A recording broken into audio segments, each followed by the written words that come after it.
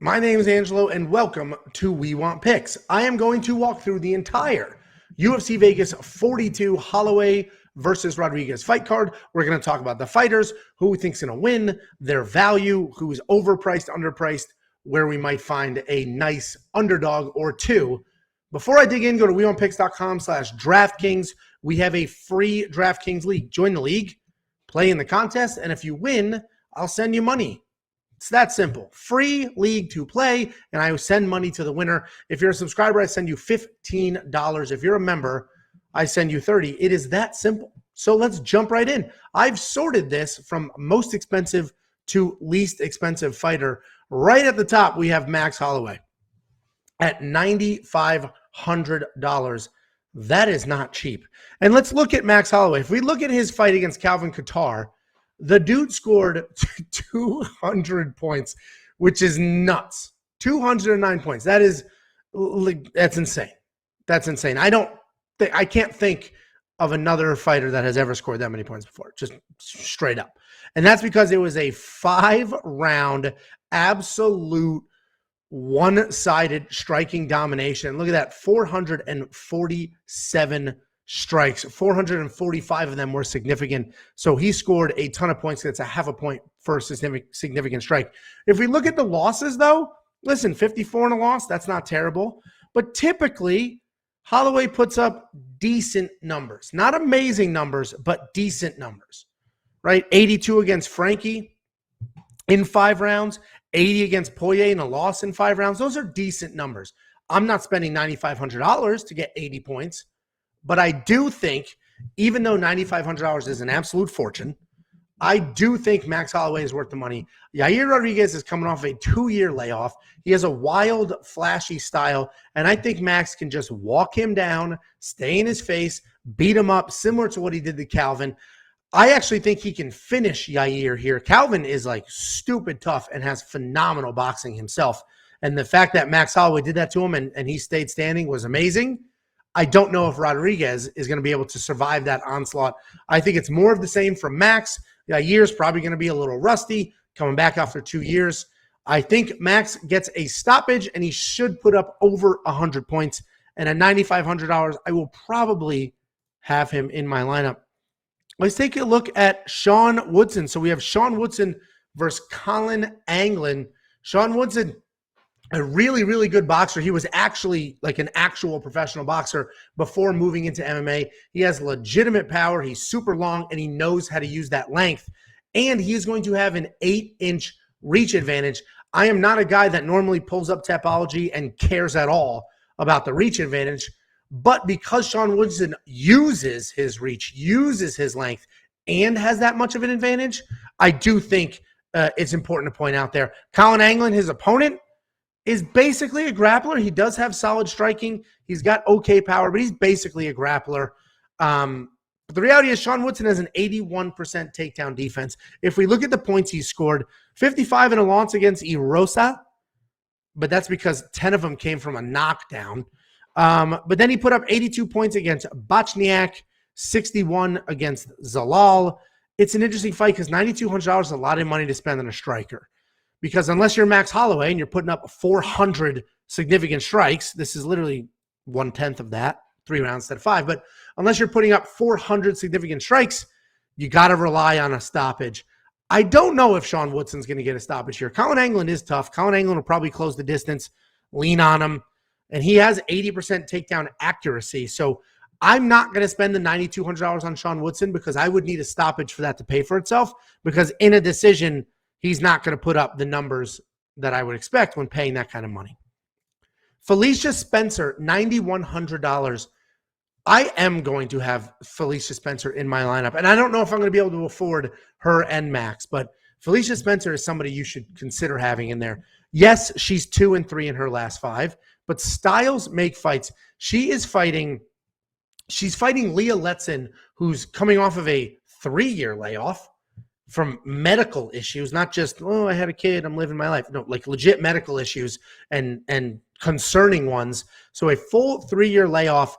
Leah Letson, she's got decent hands and big holes in the grappling. Felicia Spencer, big, strong, tough grappler. I see her taking Leah down. I think she's just literally going to like come tight, come across the cage, hold her against the cage, take her down, soften her up, and then submit her or just get a TKO from there. Because on top, Felicia's a beast. I actually have a win inside the distance bet on Felicia here at plus money, $9,100. I think there's a stoppage. There's levels to this. And I think Leah Letson, 3-year layoff, was, not at this level even 3 years ago before the layoff.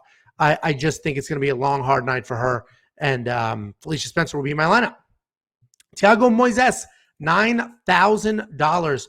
Now, this one is a very tricky. This is an interesting price here for him because, Thiago Moises, as we know, good, clean striking, decent wrestling, phenomenal jiu-jitsu, right? That's Thiago Moises.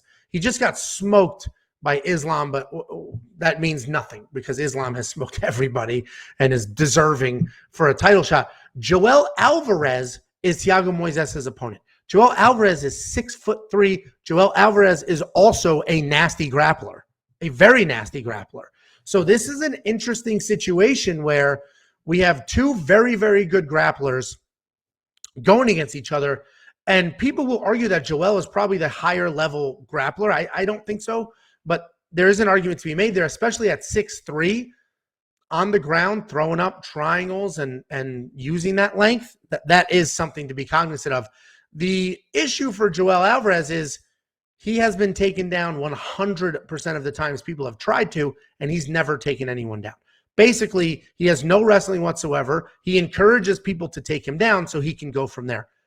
I think with Thiago Moises on top, I don't see him getting submitted by Joel Alvarez. I think Thiago Moises will strike, and I think he's the better striker. I think he will get some takedowns because everybody who wants to take Joel down can.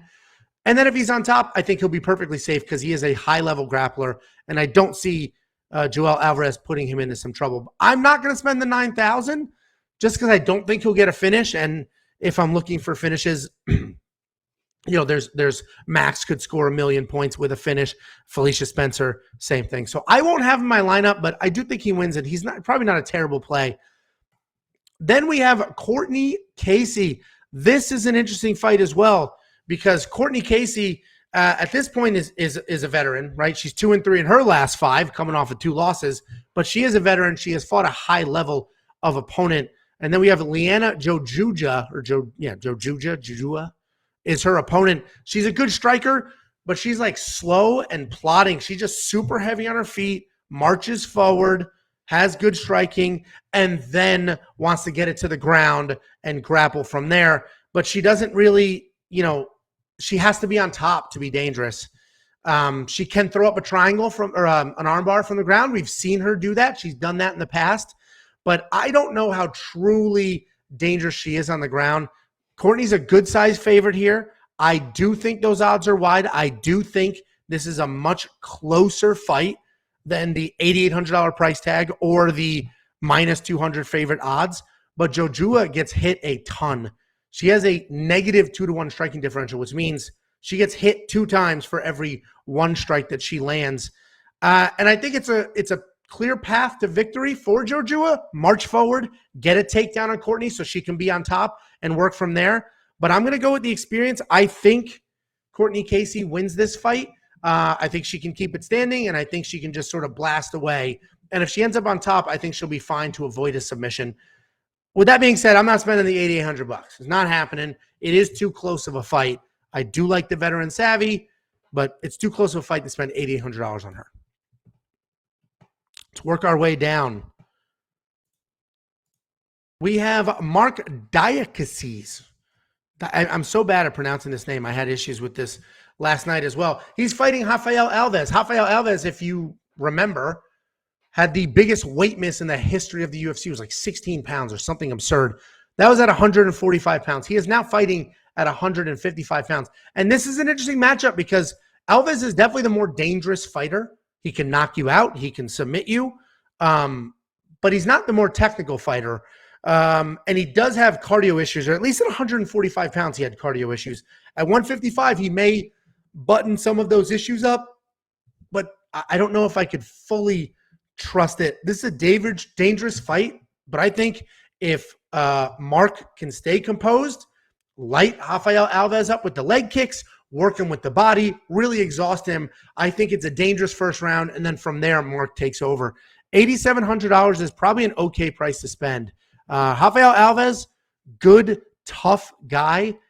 I just think he's going to have a few issues here, giving up some ground and trying to hang in this fight against Mark, who has nasty leg kicks, nasty body shots. Going to slow him down, take his wind away, and work from there. Then we have Big Ben Rothwell at $8,600. Ben Rothwell is fighting Marcos Rogerio de Lima. If we look at Ben Rothwell, $9,200 in his last fight, scored 105 points, and that's because he got the stoppage over Chris Barnett, who we just saw win last week. But let's go back to St. Preux. That was a decision, a boring Ben Rothwell decision, plodding forward. He did get a takedown here, and he scored 74 points in that. He knocked out Stefan Struve, got 114 points in that.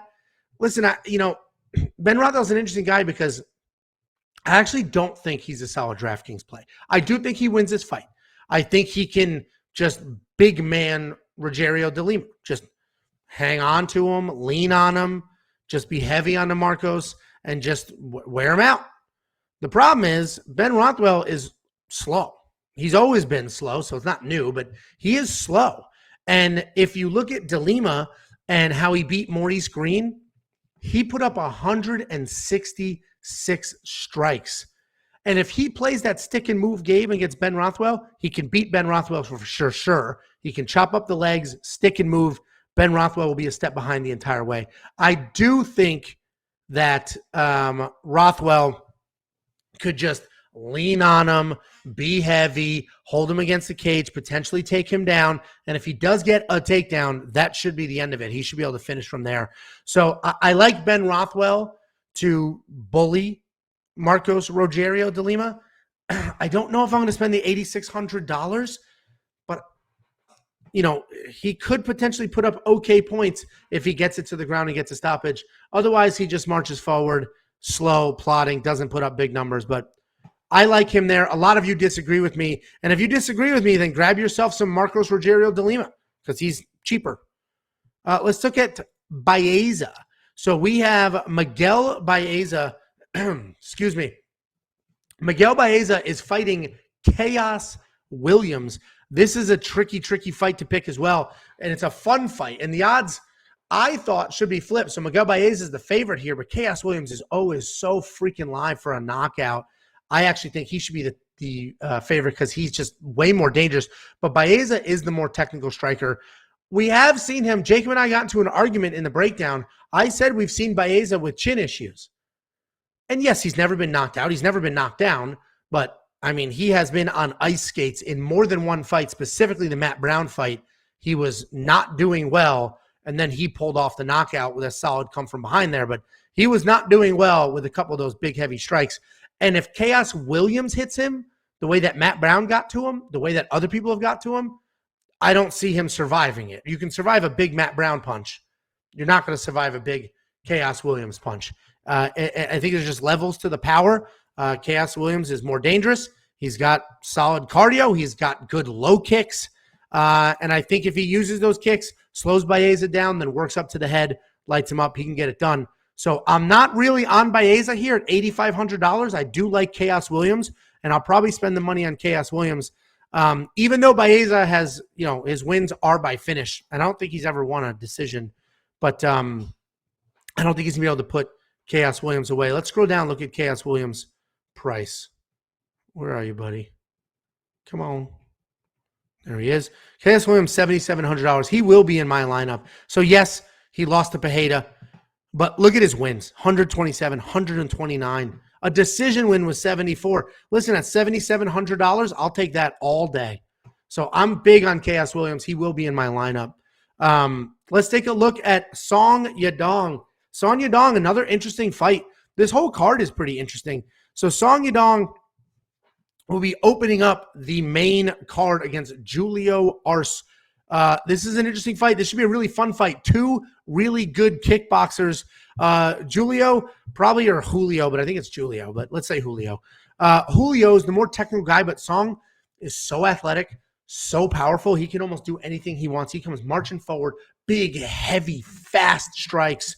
And if we look at his wins, 78 points, 76 points, 103 points, because he's not really knocking people out. He has power, and I think he inflicts damage and he sort of beats you up, but he's not putting people out cold.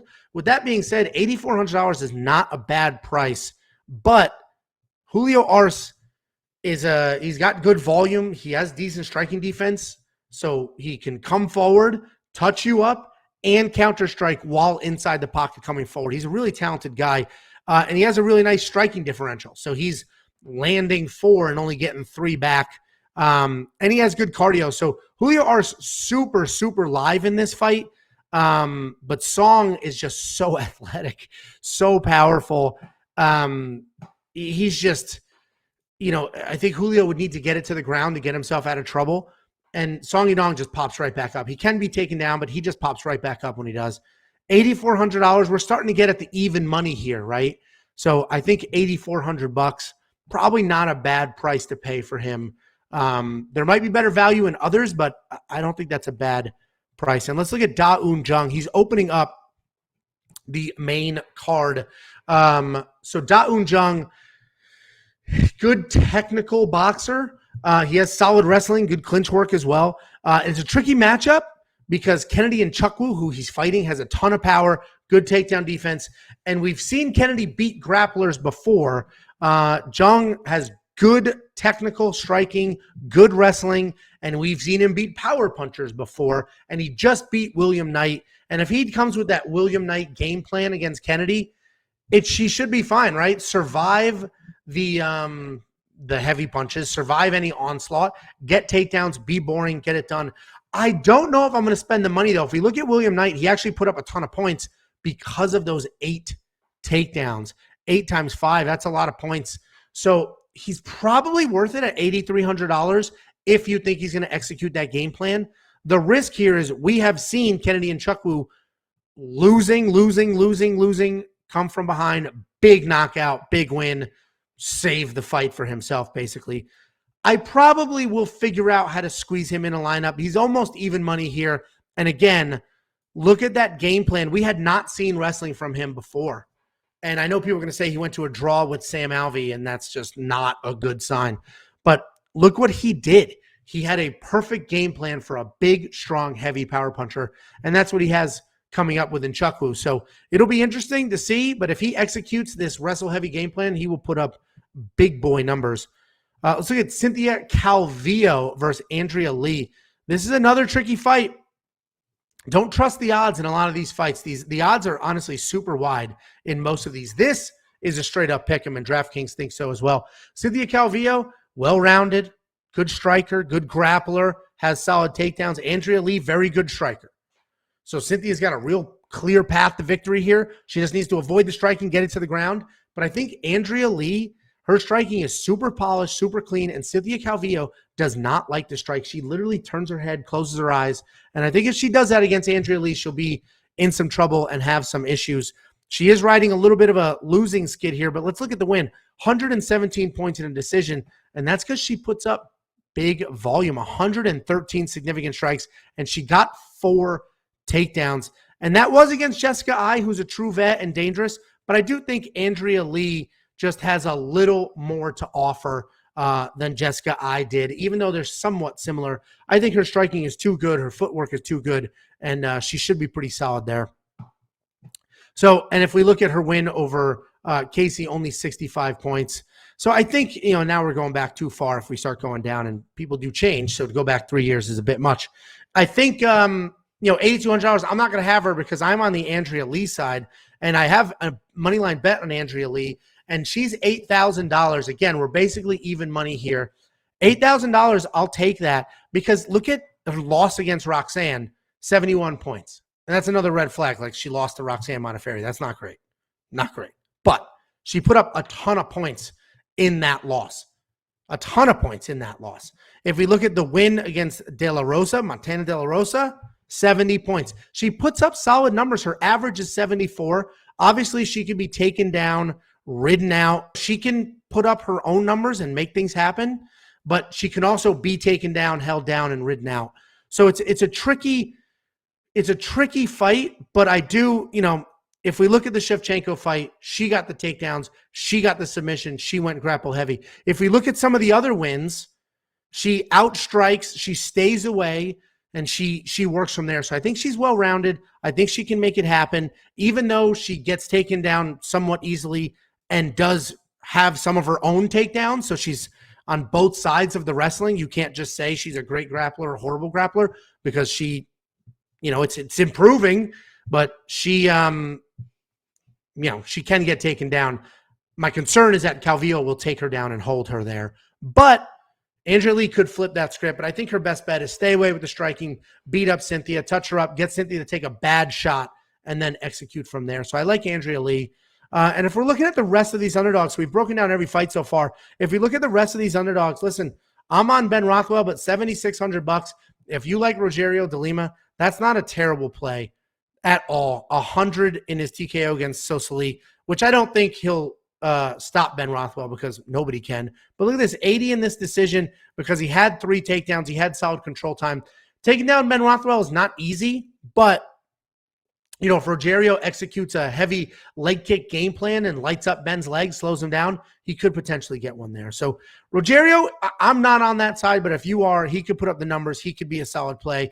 And Rafael Alves is honestly probably not awful at $6,700. My pick is on the other side, at $7,500. He was $6,700 in his last one, but the UFC punished him against Ismagulov. That was literally punishment for missing weight. But at $7,500, he may not be the worst play here, because that is sort of a close-ish fight against Mark. Mark's coming off a loss. It's been a full year since Mark has fought. Where Rafael Alves, even though he got beat by Ismagulov, he didn't look miserable. And at 155, if he fixed the cardio issues, he's a legit threat. Right now, he's only a first-round threat, but if he could somehow be a second, third, fourth-round threat, now we're talking about something. I wish Dolidze was still on this card, because he 100% would have been in my lineup. Yair Rodriguez, I wouldn't touch. Yes, in his wins, he puts up big numbers because he's flying acrobatic, spinning kicks and all sorts of craziness, but that's not going to work against Max Holloway. Anglin over Woodson, that's not necessarily the worst play in the world either at $7,000. I'm on the Woodson side, but Anglin's got a path to victory. He could make it happen. He's got 80% takedown accuracy, and he could make something happen and get Woodson to the ground, get rid of the range, get rid of the boxing, and go from there. I just don't know if he will, but $7,000, if you're on that side, play that. So listen, guys, we've already had one fight drop. I don't know if they'll be able to mix and match and figure some things out before Saturday, but if they do, we'll break those fighters down. Let me know what picks and plays you're going to have going on here. Don't forget to join our free DraftKings League. There's a link in the description, and I will see you for everything on Saturday.